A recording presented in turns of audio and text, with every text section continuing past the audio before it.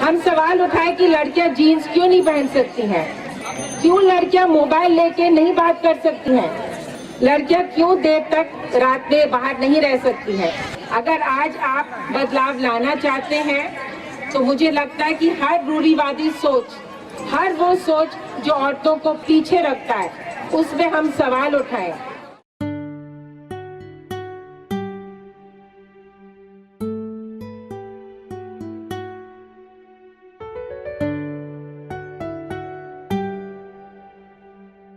She taught me how to give.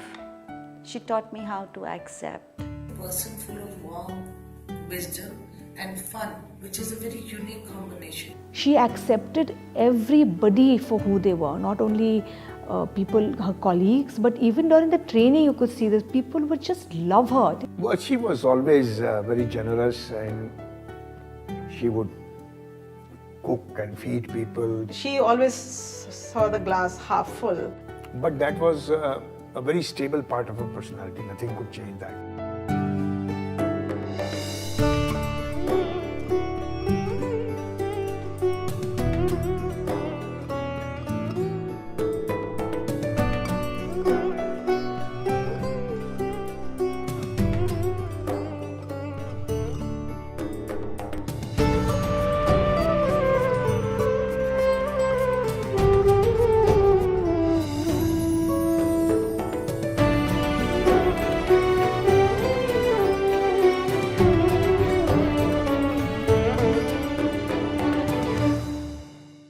She used to work with me in the early 80s in Ankur, and she was posted in a school. And in that school, Queen Elizabeth was going to visit.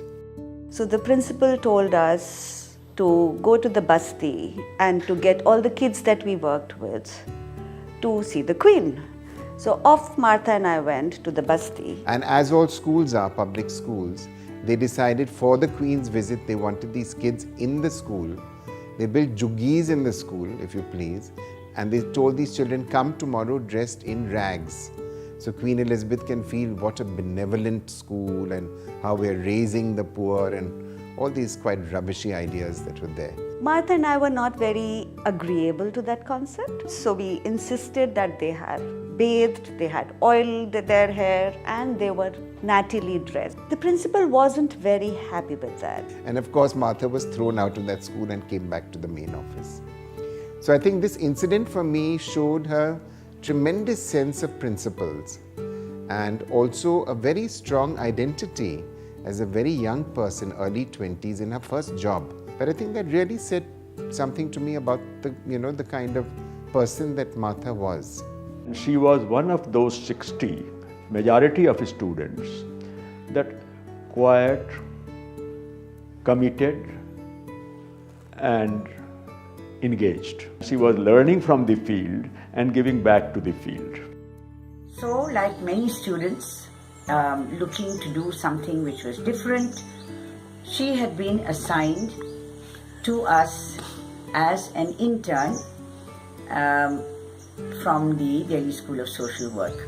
And that was really my first encounter, and which gradually grew into a sustained and a very long and a very close personal relationship. She worked with me there for about 8 or 9 years in Ankur and rose up to the level that when I left, they said, who do you think should be next? Then I selected Martha as being the next person who should be in charge. And then Martha chose to come and work with us in the new place that we set up called Creative Learning for Change.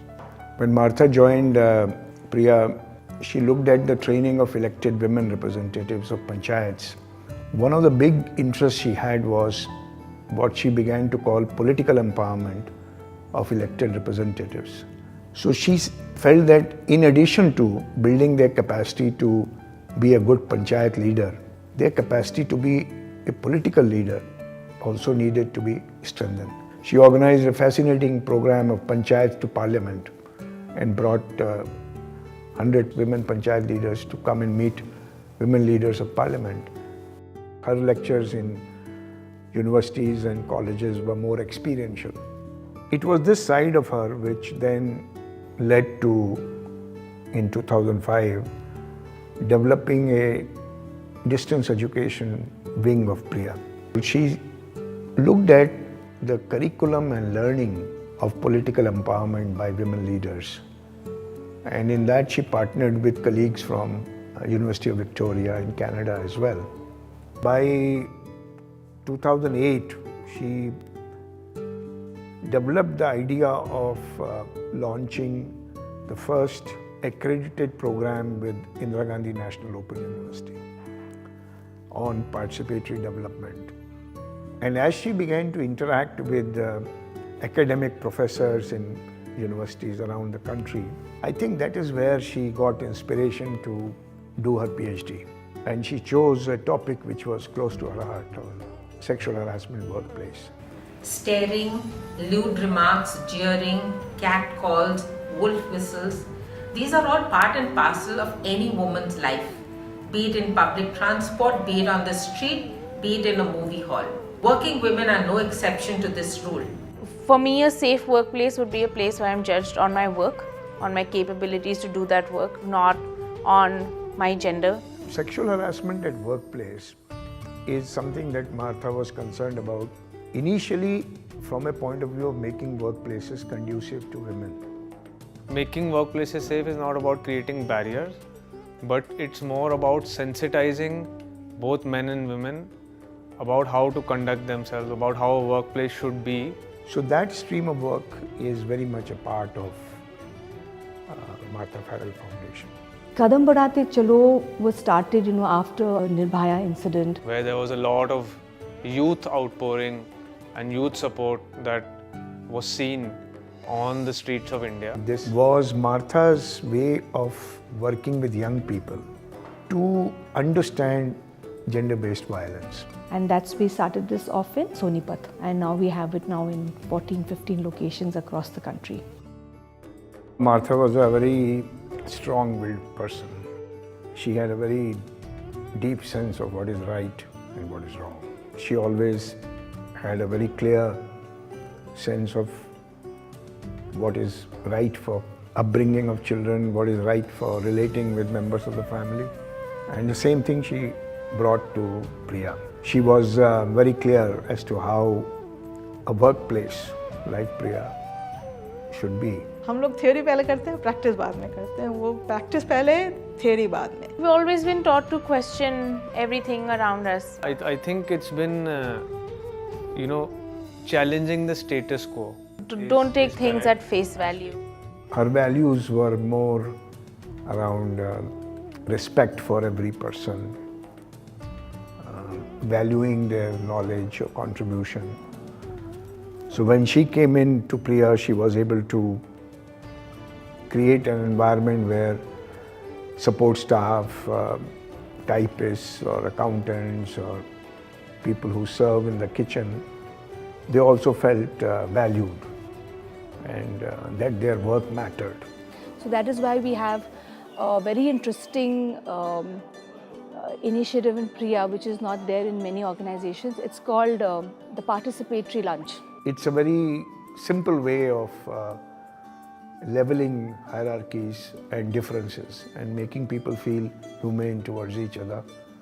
For somebody like me to sit with a young person who's just joined Priya, discuss chole bhature, is a very different level of relationship than signing checks or giving a lecture. She allowed us to take many risks. She allowed us to make mistakes. She was always challenging us. But I knew that whatever risk I took, if I made a mistake, she was there.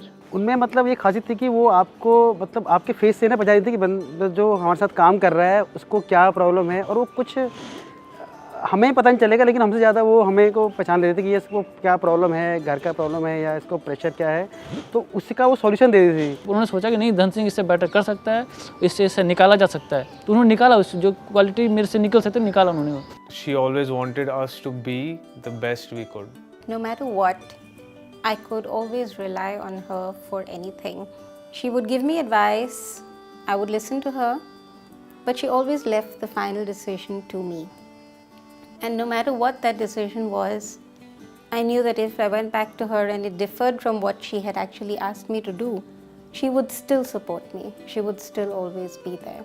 You were part of that whole environment, that whole space that was Rajesh's, Martha's, but you were welcome within that space. सब लोग Martha के घर तो आ जाते थे किसी भी function में, हाँ वो बुला लेती थी और वो आ जाते थे सारे लोग खूब अच्छी तरीके से मज़े से, घर में जो आ गया वो उनके घर का हो गया.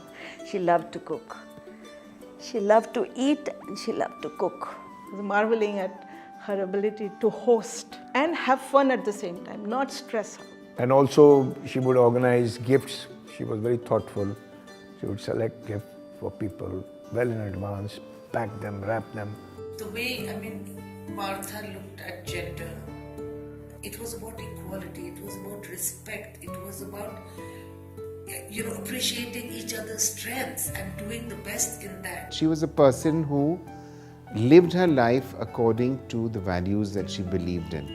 You can't profess one set of values and live a different set of values.